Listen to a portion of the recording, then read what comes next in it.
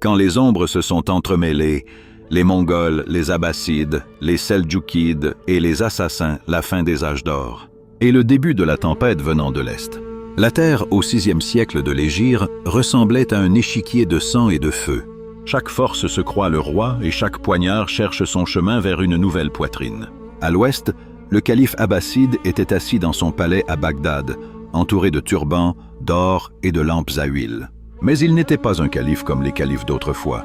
Le véritable pouvoir s'était échappé de ses doigts pour tomber entre les mains des Seldjoukides, qui gouvernaient en son nom, puis se disputèrent entre eux l'héritage du pouvoir.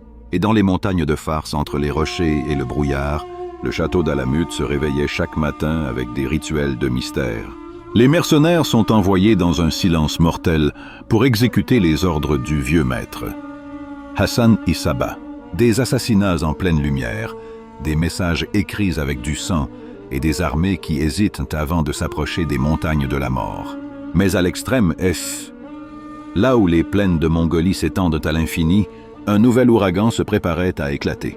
Gengis Khan, né du froid du Nord, a commencé à conquérir les royaumes un par un. La Chine, puis le Turkestan, puis le Khwarezm. Chaque ville qui tombe, la poussière et la fumée s'élèvent au-dessus d'elle, et les gens se demandent: qui sont-ils? Des humains ou une tempête de la colère du ciel? Lorsque les nouvelles des Mongols sont parvenues dans les pays musulmans, Bagdad a tremblé, les trônes des Seldjoukides ont vacillé, même les princes des assassins ont commencé à envoyer leurs espions vers l'Est. Tout le monde voulait savoir: peut-on s'allier avec cette bête qui arrive? Ou ne connaît-il que l'épée? Les Seldjoukides, qui étaient affaiblis par les divisions, ont tenté de résister à l'invasion mongole. Mais ils sont tombés un à un comme les feuilles d'automne. Et les Abbassides à Bagdad se contentèrent d'attendre. Ils attendent que la tempête se calme. Mais les tempêtes ne se calment que lorsqu'elles ont tout englouti. Quant aux assassins, ils ont essayé d'envoyer leur message à Gengis Khan lui-même. Ils lui offrent la loyauté en échange de la sécurité. Mais la réponse est venue avec une armée de fer et de feu. Et à ce moment-là, le visage de l'État islamique a changé. Le sang des rois s'est mêlé à celui des savants et les frontières du sultan se sont perdues. Et tout l'Orient est devenu une scène unique pour un conflit sans pitié. Et c'est ici que commence la fin de l'ère des sultans et le début de l'ère des Mongols.